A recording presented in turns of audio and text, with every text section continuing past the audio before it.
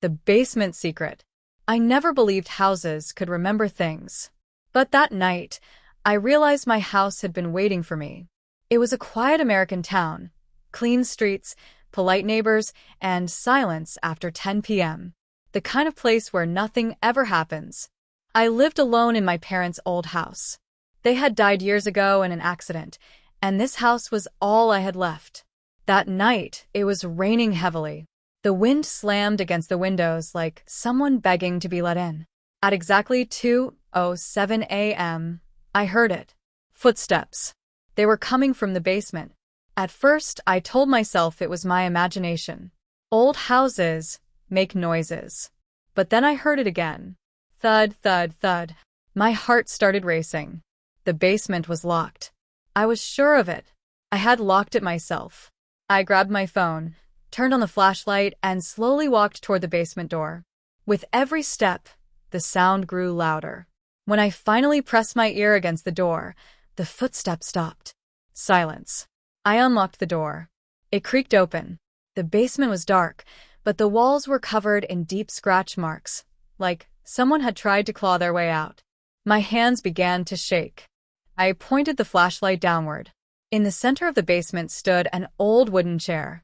Ropes were tightly tied around its arms and legs. I had never seen that chair before. Then I heard a whisper behind me. "You came back." I turned around. No one was there. The door slammed shut on its own.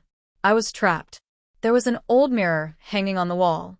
I looked into it, and my reflection was smiling. I wasn't. My reflection spoke. "Do you want the truth?" Suddenly, images began to appear on the walls. My parents, my childhood, memories I recognized, and then one I didn't.